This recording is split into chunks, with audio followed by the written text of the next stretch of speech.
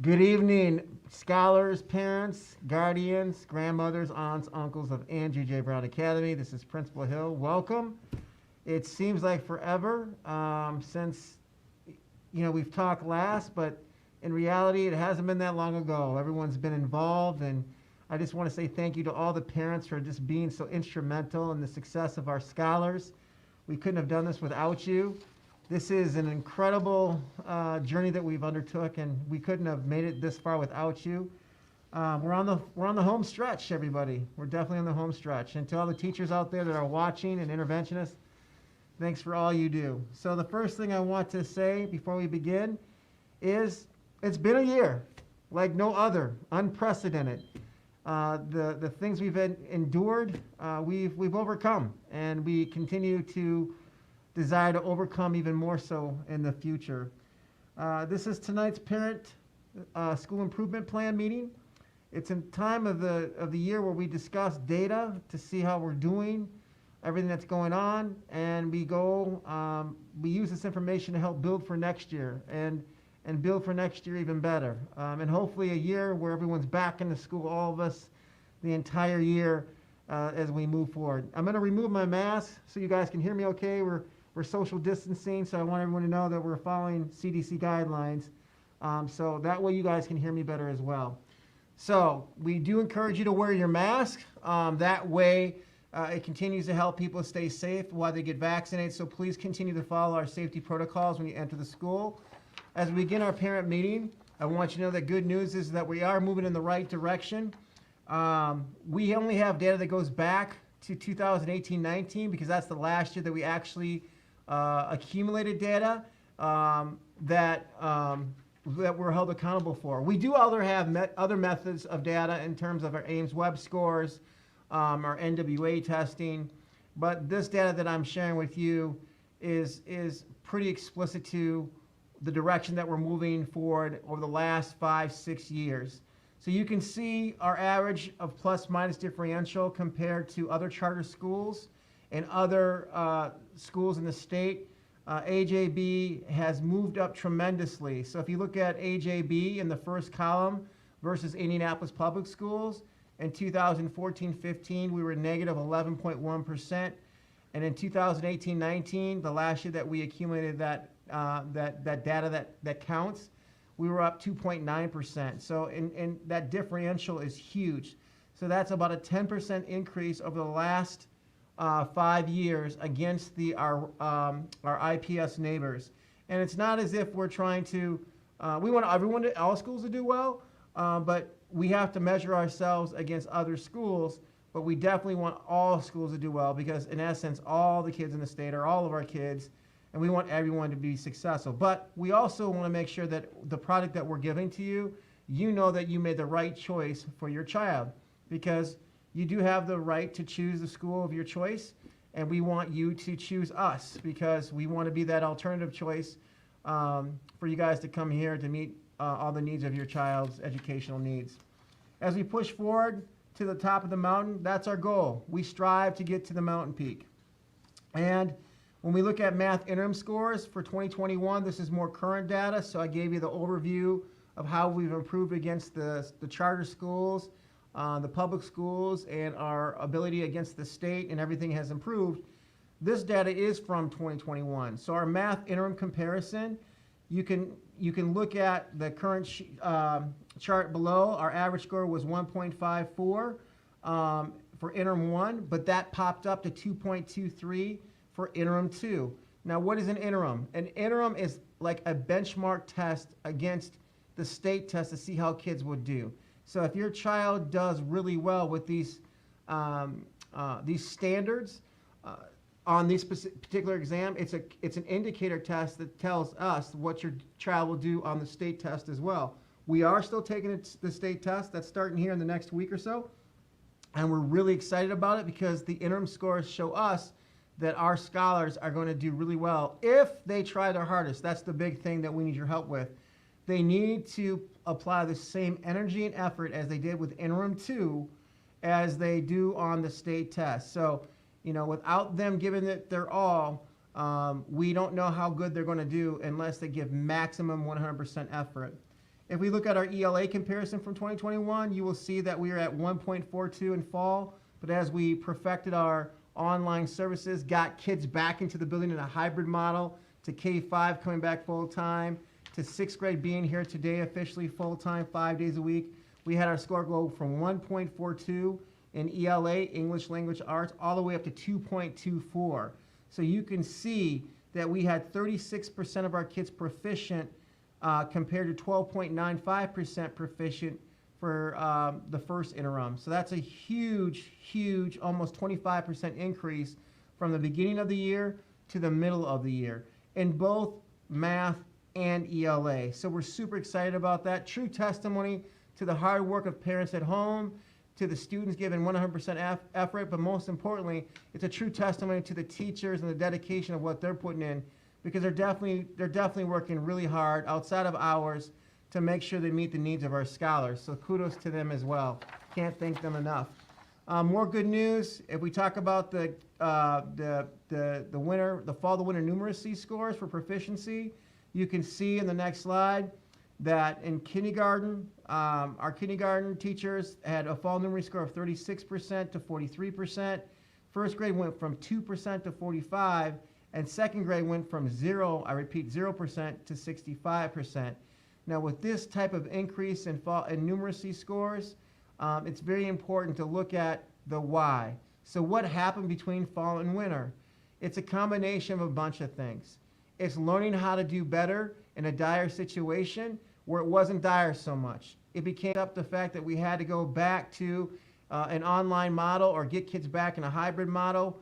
We had plans of action that really accounted for any type of modality of learning that we had to educate your child. So with us growing and learning as a collective staff and being more innovative with the things that we try to do, with the tools in our tool belt that National Heritage Academies have provided us and our board support, we were able to give a better product to your students and scholars. And the data is reflective of that. As we continue on, we also look at some things that we need to look at of what went wrong. And, it's not always, easy to talk about these things, but as a school, you learn from your mistakes. We don't run from them. We know that we can be better. We know that our test scores can even still be better still. We want 100% proficiency. But when we looked at our attendance rates, I want you guys to know we got an Eagle Award. An Eagle Award is the highest award bestowed upon us by National Heritage Academies. An Eagle Award means excellence. And those Eagle Awards of excellence, we got an Eagle Award for attendance last year. But compared to last year, our attendance is way down. Or way up, however you want to look at it. So if you look at the current chart, you can see the number of absences and our total absences over the course of the year. It's staggering, and we know why that is. How do we get kids to log in online? How do we get kids to participate when they're at home? How do we get kids engaged when they just want to go outside and play during a pandemic? How do we meet their social emotional needs to keep them engaged when they're feeling blue or down and they don't know what to do? Or who has to stay home and watch their little brothers and sisters because mom and dad still have to go to work? There was a lot of factors involved in this whole process. And be that as it may, it wasn't just a problem of Andrew J. Brown Academy. It was a problem of every school in the state of Indiana, and the country for that matter. So we noticed that things have trended down a little bit the last few weeks as we got back to school. And we're doing a better job of maintaining that, getting our attendance back under control. However, it's still an issue, and attendance does matter because studies have shown us, so this time and time again in my previous school improvement meetings or state of the school addresses, how can we teach you if you're not here? And I always say this to staff and students, you can't win the game if you're not in the game. So the kids are not participating in school, whether it be online, remote, virtual, in person, you can't win if you're not in. And so we got to make sure that kids get into the building in some type of modality each and every single day. Attendance matters because we know if they're here, they have a fighting chance to win. And AJB, we want to be about that winning. We want to win. We want you to win. We want your kids to win. We all want to win because when we win, we all win together. As we go back, And we look at some things. AJB has writer's block. This reporting category of writing counts for 33 to 41% of the students' score. However, we have a significant amount of essays that were not scored because of students insufficiently directly copied. So what that means is, if there's a question or a text on the test, the students would go back into the text and almost copy verbatim what they saw being asked of them. So if I asked a question on the text, please summarize why Principal Hill moved from a different state to come to the state of Indiana to be the principal of Andrew J. Brown Academy, and someone restated that exactly word for word, the test proctors that actually, not the test proctors, but the test examiners who actually grade the test, they'll see that as a copy moment. And so that test then would be invalidated. So if you paraphrase or copy too many words, or try to restate everything exactly how they're reading it, just to try to give the right answer, because that's what kids sometimes have a tendency to do when they feel this type of writer's block. I need you at home to give them more confidence to say, hey, in your own words, okay? How would you say this in a different way? What word means this? This is what we're trying to, utilizing context clues, this is what we're trying to get our scholars to understand. They have it within them, but all of a sudden they get cold feet. It's like being at a free-throw line during a basketball game. You make 100 free throws in a row in your backyard, but you get into the game, and all of a sudden you get nervous hands, and you start to sweat. You get anxiety, and you get this kind of block, and then they end up missing all the free throws. Writing's the same way. You could be sitting there all day long trying to think, I know what I was going to say, but now I forgot how I'm going to say it. So let me go back and use the words that I'm seeing and write that down because I'm running out of time. Encourage your kids to say things in their own way so that when they get to the test, and it's important because on the state test, there is lots of writing, but they cannot copy. And so if they do all this work and copy all this stuff and they don't put it into their own words, and they end up taking the test, deep down they really know the information, and the teachers know they know the information, and the deans know they know the information, but if they can't state it in their own words, they can't win. They start to sweat. They start to get nervous. They start to get those clammy hands. You got to instill confidence in them so that they don't get that writer's block. So it's very important because they can't, if they see that it's been copied, they will omit the grade. They won't even get graded for it. It counts against them to pass that exam. So again, talk to your kids about that. As we continue, what is our data telling us? Well, it's telling us a lot. For our current performance, Andrew J. Brown Academy achieved 23.3% proficiency in ELA compared to the state average of 47.9%. AJB achieved 28.3% proficiency in math compared to the state average of 48%.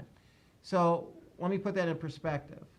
If the average of the state is almost 50% and our average is only 25% in terms of our rates of proficiency, I want you to understand that's one element or aspect of data.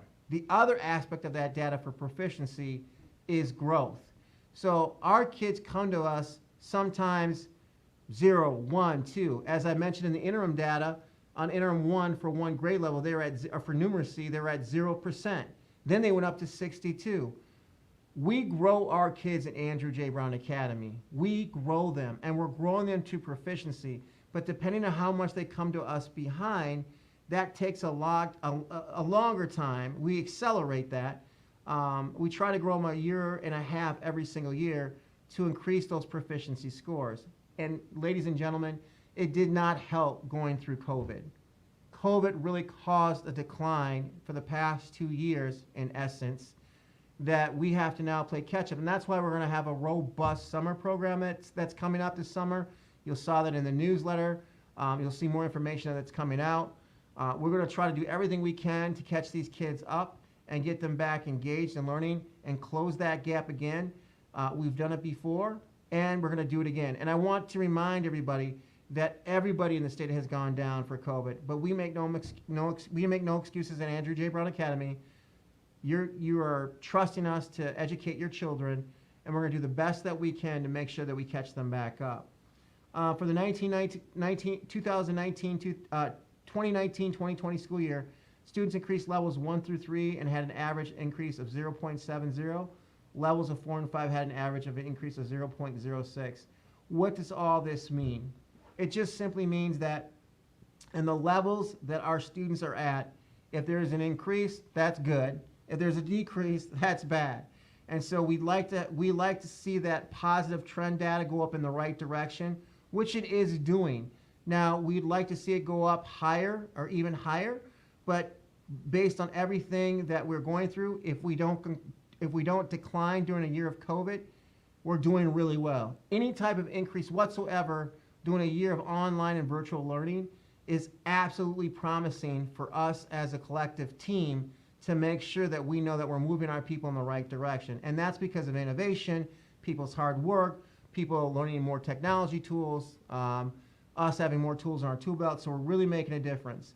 Obviously, our suspension and expulsions are down because we didn't have kids in school. So that tells us if our children could behave at school the same way that they behave for you at home, there's no greater influence in a child's life. It's not the principal, it's not the teacher, it's not an interventionist, it's the parent.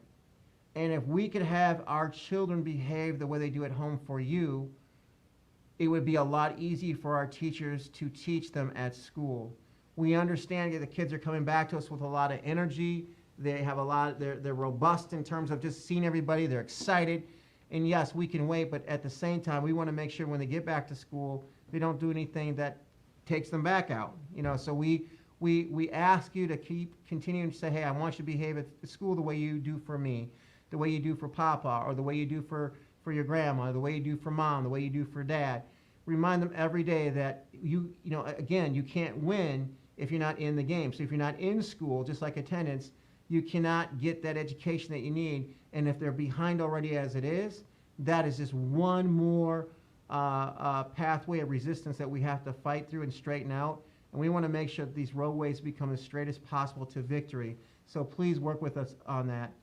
On the other side, you'll talk about the desired goals. So when we talked about 0.70 being good, you can see that we actually, in terms of the data that we want for our ELL kids for WIDA, we want that to move up in the right direction. We also want to look at our results when we looked at the proficiency rates.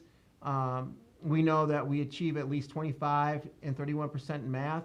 We're really close to those goals that we already had. We're not quite there yet, but we're almost there. But we want to even be better than that. We want to be better than that 31%. We want to be better than 26%, 27%. Quite honestly, we want to be better than the state averages. That's my personal goal for our school, to be better than the state averages, because just because you're a school of color, black, brown, different languages, white, when you have a multi-ethnic, multi-diverse school, that is supposed to be the strength and the richness of who we are and what we represent. Even my team above me, that around, we want to reflect real life situation and real world. And we strongly believe that all kids can. And it doesn't matter, socioeconomic status. It doesn't matter in terms of race, ethnicity. If a child has it within them, they can overcome any type of situation. And you got to remember, we preach at Andrew J. Brown Academy, being a black or brown person is not a hindrance. It's a blessing. And I get tired of people saying, oh, you go to a school that's diverse and is black and brown, like it's it's some type of disease or something. That we don't preach that here. It's beautiful. It's beautiful, people, to have a school like ours where you have different races, different languages, different ethnicities, different religions, all coming together, working to the same common goal, because honestly, that is a global education here locally, and we are blessed to have that. So just because you go to a school that is diverse does not mean that it's bad. And so again, parents, tell your children that it is a blessing. It is a blessing, because we know it's a strength, and we got to start changing this narrative that you hear in society right now, that it seems like if it's white, it's all right, and if it's anything else, it's not a good thing. No. We don't do that here. We are beautiful, we are blessed, and we are bold. and we're going to continue to do some things that are innovative, and we're going to keep challenging the status quo because we know that our kids can learn. All kids can learn. And we keep proving that day in and day out, and we need your help to promote that message too as well, positivity. As far as the reduction of disciplinary referrals, we're on track for that, but I don't want to mislead anybody. We have a great disproportionality plan at our school right now. We have our ABSs, our academic behavior specialists, are really helping Dean Davis and her team of people that she's put together to help with our suspension rates and really focus on what we're doing as a collective school that's very healthy and robust to make sure that we look at and identify problem areas of who we're suspending and the whys behind it to make sure that we have alternative things that we can do to keep your children in school. Our whole dean team has been on board and have been very supportive of these efforts. So thank you to all those folks that are helping us make sure that things are better. So will it be a reduction when all the kids get back? And that's why I'm reaching out to all of you to say, hey, the way you listen to Papa or Grandma or whoever, that's the way you want to behave at school. We need you to really promote that the way your child acts at church is the same way they should act at school. All right? So if your child's sitting in the pew, and I don't mean to be disrespectful for those that don't go to church, I'm just using this as an example, but if you're at a really fancy restaurant, you don't allow people to throw ice cubes across the tables. You say, use your napkins, and you teach them, and we need to teach those behaviors. It's important because, like I said, the parents are the most important piece to a child's education, way more than mine, way more than the teachers. We need that parent support so badly, especially during these times of playing catch up with education. As we continue, what are we doing to achieve these goals? Is that the next slide? I want to make sure I'm on the same page with you. All right, so what are we doing to achieve these goals? We have a very comprehensive plan. I know this is very hard to see, but basically we have PLC Wednesdays. I'm gonna break this down. I don't even need this. We give a pre-assessment and a post-assessment every single week. Why a pre and post? So everything we do is in alignment. So we have a curriculum, a playbook that we follow, and we give a pre-test and a post-test. And every week there's a specific standard that our children are supposed to learn. The pre-test allows us to see where the kids are at the beginning of the week. The post-test is a test that happens at the end of the week to see if they mastered that standard. And based on this information, we can go back and reteach, we can reevaluate, we can provide interventions, we can go back through the data and say, hey, let's give and look at if the kid has now mastered the standard once they go through these interventions. And so this is very important that, that this procedure and these small groups and these rotations and everything that we do with our core instruction along with our intervention support, that it all uplifts the kids in the right direction, all right? Some kids, it's like a flower. We want all the flowers to grow, right? So James the flower and Dean Spivey the flower, we may be different. We might need different nutrients. So I might need more sun. She might need more water.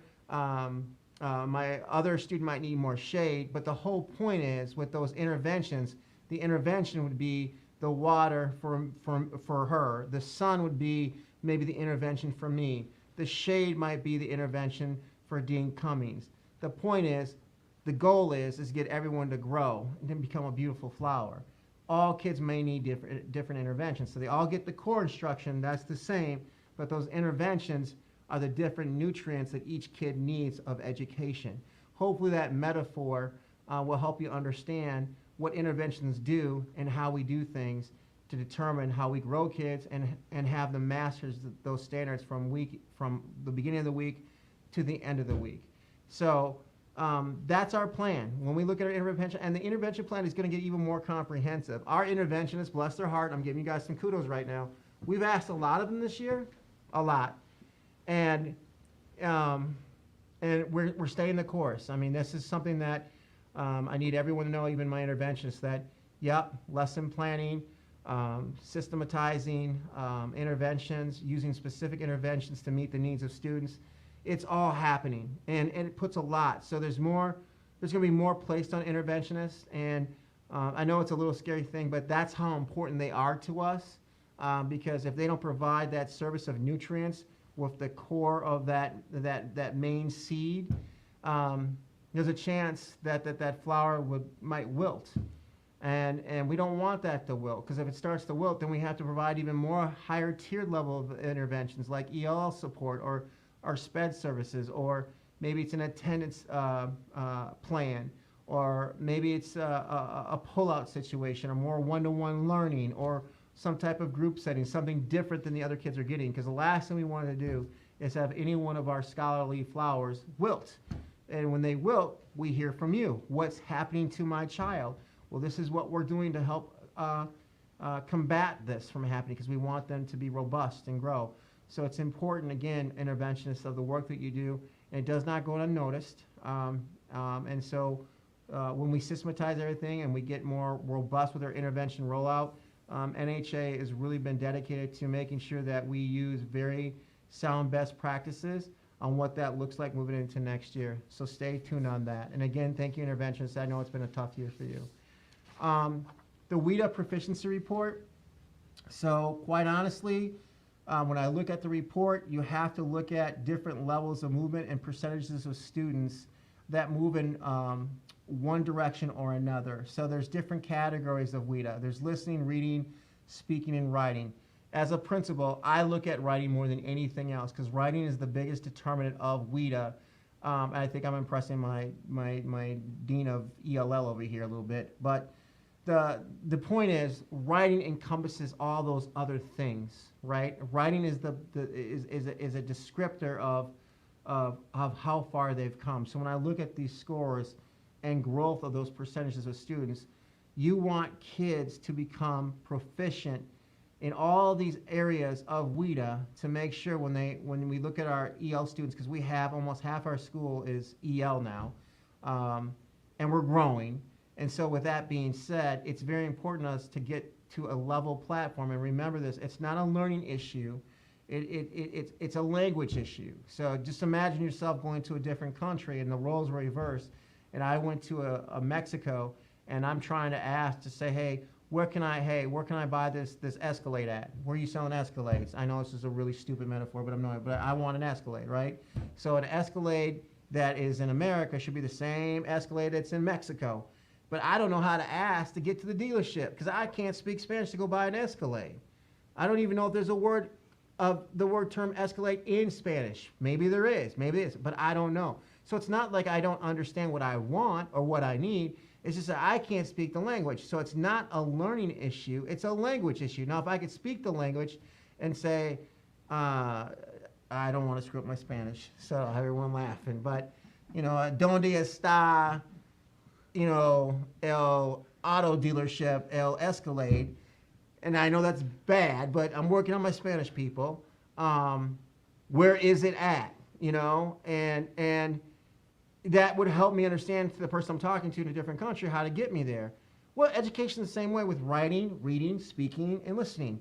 How do we get our kids to a level where they can find where they need to go educationally in our English system, knowing that that's not their home language?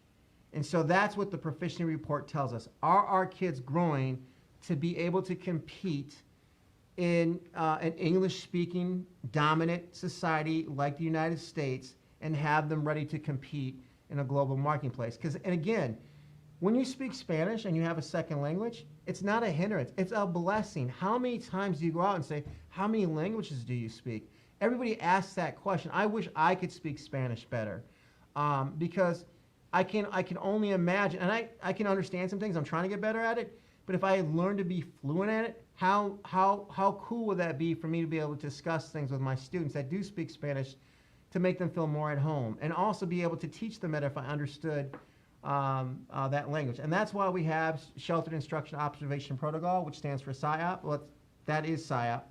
But these things that we put in place are very precise interventions to help our teachers provide specific tools in their tool belt to help us relate. For example, we try to put pictures onto doors or a phone, whatever that item might be. La computer, how do you say it? La computer, how do you say it? La computadora, yeah. So we'll have a picture of a computer right next to computer in Spanish so they know what it is, right? And so, or what a desk is, or, just an item. It's very important that kids can visualize and see what it is in their home language and then say the English word next to it so that they have some type of, it's like looking at a dictionary with pictures. And so this really helps us with these proficiency rates. So anything do you want to add about the WIDA proficiency report? Did I miss anything? I did a great job? Okay, I'll take that as a compliment coming from you. The Title III plan. The Title III plan is like our Title I plan. We have Title III. Title III, people, is mainly for our ELL students. And ELL does not just mean Spanish. To all my French-speaking students out there that we have, and we also have other students from other countries as well in our building, believe it or not, ELL does not mean Spanish. ELL is a combination of any language that allows a student to need these services within this plan to help them if English is not their home language. That's why they call it English language learner. They are a English language learner student. They're trying to learn the English language and become more proficient in the language so they can compete here in an English dominant society. It's like going back to me going find an Escalade in Mexico learning the language. So the Title III plan encompasses all languages, not just Spanish speaking students. I just want that to be clear because I always feel like I'm leaving out my other students at the school that speak different languages. And I apologize for that, but I wanted to make sure I got that down tonight. And so we have a plan for ELs who are level 3 as defined by WIDA. The teacher will service them at least 2 to 3 times a week for 30 to 45 minutes. So our EL teachers, we have 4, and we have an additional, I added another para. So we have 2 EL paras. We still have to hire 2 more paras. So if you know any Spanish-speaking individuals who are looking for a really good job to work with our students, we are hiring. And so we have a great staff of 4 other teachers that really love what they do. They really, truly love what they do. And so if you're looking for something to help out with the learning aspect of things, that would be really exciting. You can check out our job openings at the NHA website. But that 30 to 45 minutes of intervention really helps them master and gain that proficiency. This can include co-teaching, small groups. It also is a combination of teacher input in terms of where certain students are at. And the funny thing is some students could be really good at listening for proficiency, but not be very good at writing. Some might be really good at speaking, but not really good at reading. And so I chalked it up to fluency. So if I could speak really, really fast, which I do if you haven't noticed, but if you can't understand what I'm saying, I just speak really fast. So the comprehension piece and everything else comes into play. So we have to make sure that it's not just one aspect of things that we're getting these kids to be fluent on. That's why I like writing so much, because you really have to verbalize in writing what you're doing, which encompasses, you got to read it, you got to speak it to yourself, you got to listen to yourself, and so that's why writing is so key for me. But our Title III plan is for those particular students. We have also tutoring available for our Title III kids. We also have other programs that we do for them as well in terms of those push-in services, those pull-out services, those extra 2 to 3 times a week to help fill that void to get those students on track. You can go on. The roughest roads often lead to the top. So in conclusion, I have more things I'm going to talk about, though. 1 second, Adrian. The roughest roads often lead to the top. So we know that, I've used this before, we know it's very hard to get to the mountaintop. I was reminded by a speech by Martin Luther King. He said, I've been to the mountaintop. I may not get there with you, but my eyes have seen the second coming. Anyway, it's Martin Luther King famous speech. I've been to the mountaintop. Now, ironically, I was visiting down in Memphis, Tennessee, right after he gave that speech. He died on a hotel balcony in Memphis, Tennessee.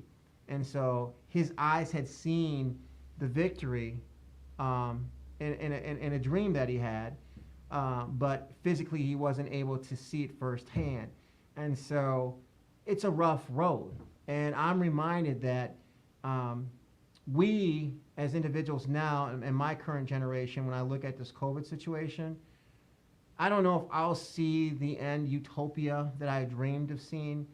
What I mean by that is I have this vision of a multi-ethnic, multicultural utopia where all of that everyone gets along and everyone appreciates each other for who they are. I truly believe that in a world that is trying to divide and conquer right now, in my heart of hearts, I really believe that that is the right thing to do. And if we can educate all of our children to be respect, and that's why you see all these different things going on in the world. I gotta be careful here. I'm not saying anyone's right. I'm not saying anyone's wrong. But wouldn't it be nice if we could all be heard and then actually do something about it and actually work together to accomplish those goals instead of saying you're wrong or you're wrong? Wouldn't it be nice if we could just all work together and say, hey, I respect you, I respect you. Let's work together to get that unity, that cultural cohesion, you know, not cultural tolerance, not tolerance, but cohesion, togetherness. I strive for that. And so that is a rough road, especially in today's world. We all know what I'm talking about. You all may have experienced, but we may not be able to see it, but there's something about this generation now going through this COVID that really inspires me. They speak their mind. They want to be heard. They don't see the world that that maybe that we all see. I think they see a different thing, and hopefully sometimes the adults might get out of the way and let those kids just kind of build those relationships, and we can learn a lot from the younger generation. Adults can, and so that's what makes me excited and passionate about what I do, because you know what? The more I listen to others, the more I'm learning this year than I ever have. I've been quiet a little bit more this year than I ever have. There's a reason for that, because sometimes I don't know what to say because I'm too busy learning about what I need to hear. And so I appreciate all the help, the wisdom, support of my dean team, and also the feedback I've been getting from some teachers. And it's not always easy feedback to get, but it's feedback that I need as we work to the common good of making sure that all these flowers stay healthy, grow, and we all get to that mountaintop. Other few tidbits is, remember testing. When's testing starting next Monday? Mm-hmm. For state testing, it's Monday next week, right? Yeah. So next Monday, the 19th, we begin state testing. Testing will be in the building. It has to be. We want to make sure that we're in compliance. We want to make sure we do everything right. We want kids to try their hardest, so make sure you talk to your kiddos and make sure that they're giving it their all. It matters because they'll use that information as a baseline for next year. So don't think it doesn't count. They will use that as a baseline for next year to compare to what you did this year to see how much you need to grow or how much you fell behind. So we want everyone to prove that we've done a good job, that you haven't fell behind, so that you can see where you're at. And that's less that you have to make up for lost ground. So it's important for the students to say, hey, I'm good. I did really well. I'm good. See, here's my proof. And then we can continue to move them forward instead of going back and reteaching. And here's the why. NHA is committed to adding a high academic class with math. It's an initiative where we want to teach algebra to our 8th grade students. Who would have thought it, right? And so, truthfully, I went around and asked certain teachers, not all, how many kids do you feel that we have in our building that are above or above grade level? And truth be told, we probably have a fourth of our students in our kindergarten class right now that are at or above grade level. So that's a whole class in itself that should be on a pathway to advanced placement and high honors. And so everyone's capable of it, don't get me wrong, but we have that right now. So everyone thinks that we're a remediation school, and we do have a lot of remediation, But we have a lot of scholars here too that need enrichment, and we got to provide opportunities for them, because if that baseline is high for them and we don't grow them. Remember we talked about I need water, sun, shade. If those kids that are enriched and need that growth, they still need to grow too, because even a kid that's high advanced, they will wilt if they're not fed. And so we'll be having opportunities next year for children to be identified to go into these higher level classes, so that by 8th grade they'll be able to teach algebra. And we're actually going to teach it anyway next year. I had a great conversation with my district of school quality, and we need to really start. And there's no easy way to start it, but we need to start.